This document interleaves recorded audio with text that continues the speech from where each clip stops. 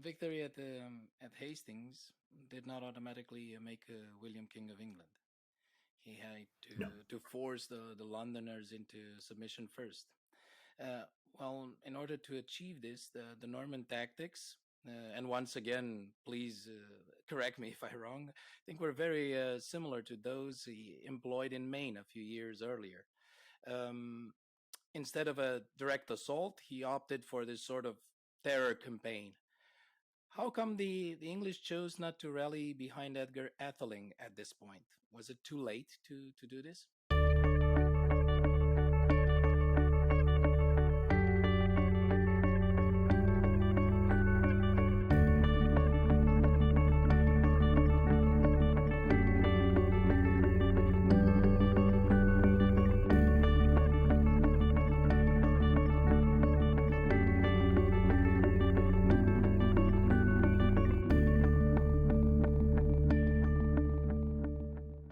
Um, I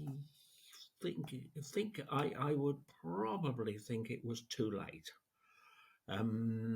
You know, Hastings and of course Stamford Bridge and the death of Tossy had destroyed the family which had which had effectively been ruling, well, not necessarily on behalf of Edward the Confessor, but very much alongside him. So leadership had disappeared. The Northern Earls, Edwin and Morcar, had already lost at Fulford Gate, and in any case were very young. Stigand, the Archbishop of Canterbury, was a somewhat dubious figure. So and Edgar, well, he Yeah, was of course he was an adolescent as William had yeah, been, but I think there must have been debates within London about whether serious resistance was possible, because another battle would have had to have been fought, and they may well have decided that William had become just too formidable, right. you know, and therefore the submission took place at Great Berkhamsted. Right, so eventually William was crowned King of England on Christmas Day, 1066. It is well known that the ceremony took place in the Confessor's new church at the Westminster Abbey, with both English and Normans in attendance. Um, During the ceremony, William, and I think this is a very important point to make, at least in my opinion, he promised to treat the English justly.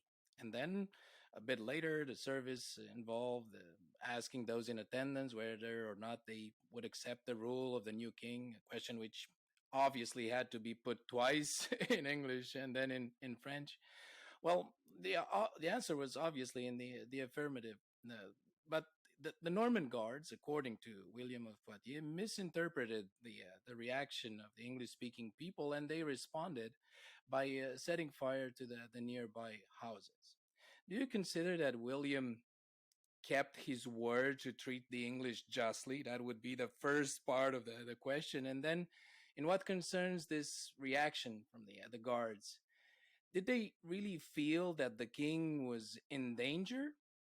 Or this was just another way for William of Poitiers to justify more burning, pillaging, even within London itself? Yeah. Yes, I mean to answer the second question first, or try to answer the second question first. I've always thought that this was probably a panic reaction in a situation which was still very how shall we say somewhat precarious. But why didn't they, And rush we have into the church if they thought that William was in danger and instead? no, I think No, I think they were. Yes, I see your point. I think it is probably that they were worried that there was going to be a popular uprising, Right. and this was going to encourage it. But it can also very much be William of Poitiers saying that once more, William has to take steps to to consolidate his rule. Um, and well, yes, the other, did he treat the English justice well? In many ways, this is well, one of the two reasons why we're conducting this interview. The first one, of course, is to explain events, which we've already been doing. But conquest and empire, as we know so much from our own times, are controversial subjects. And it is very striking that and this struck me very forcefully as we read the book, as I wrote the book. It is very striking that William of Poitiers, in what he wrote, and remember he didn't finish. Come on to that later if you want to. But William of Poitiers, in what he wrote, is justifying William as a just ruler. On the other hand, the D version of the Anglo-Saxon Chronicle, which was written, we don't know who actually wrote it, but was written by someone very close to Ealdred, the Archbishop of York, who crowned William, is effectively saying that William broke his promises and did not treat the English justly. So you're constantly balancing, and it's so important for your listeners and those who you guide and those who you talk to in Normandy, to realise that this is a universal, to grasp and think around this as a universal problem for humanity. With debates always going on about justice. I am inclined to wonder whether William could not have been more conciliatory in those early years.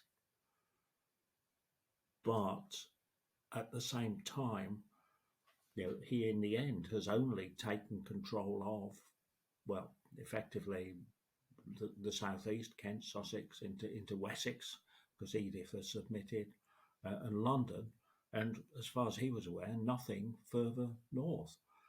So even at the beginning, it was very, very important to guarantee security, having made so many promises. On the other hand, guaranteeing security meant dispossessing English.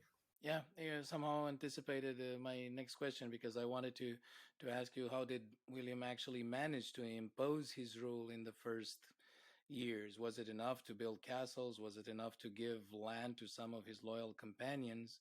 Because there were quite a few rebellions right after the coronation. Dover, Exeter, people who were by William's side initially, like Eustache de Boulogne, seemed, to support the rebels.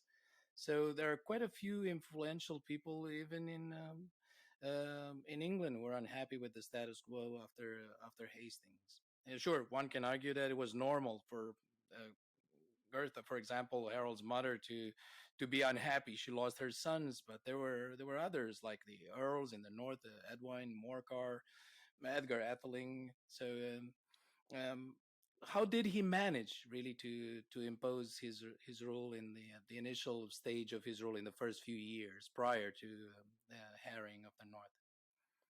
Well, there are several stages to this. The first one, of course, is that he leaves for Normandy very soon after, in March With a lot of money. 1067. Well, probably with a lot of money, but also with a lot of the the English, the leading English in his company. And William of Poitiers does say that they were taken as hostages, or effectively taken as hostages. So and he then leaves his brother Odo, Bishop of Bayeux, and William Fitzosborne, who was undoubtedly a very close friend on whom William depended a lot. He leaves them to to start to take over the kingdom which was under his control. That is the region I've already described. And well, again, we have different verdicts on these months. Some say the castles were built and they tyrannised the local population. others say castles had to be built to guarantee security. I don't know. I sometimes think that he would have done better not to have gone back to Normandy so quickly. And I mean, on the other hand, you can understand the psychology of someone who wants to show himself as having triumphed, to show that he is now a king. It is very necessary to do, possibly very necessary to do that. Yeah. So we're looking at. I mean, Conquest was certainly not complete in the sense of the many people did not accept it. But again, this is the kind of trauma and disturbance which is normal in such circumstances. You have a second stage, and this seems to be decisive for reasons which I think are connected in the end with almost an explosion of all this discontent. You have a second stage, which is the crowning of Matilda at Whitsun 1068, which is a very grand ceremony. And of course, it's very, very important. But immediately after that, the rebellions break out, in a very uncoordinated way. I don't know. To me, the psychology of that occasion at the crowning of Matilda, the associated psychology is one of victory now seeming much more certain, and those who didn't want to accept it deciding they've got to do something. There is also the possibility, and it became much more important, of intervention from Denmark, by the king of the Danes, Sven Estridsson, which again was a major factor.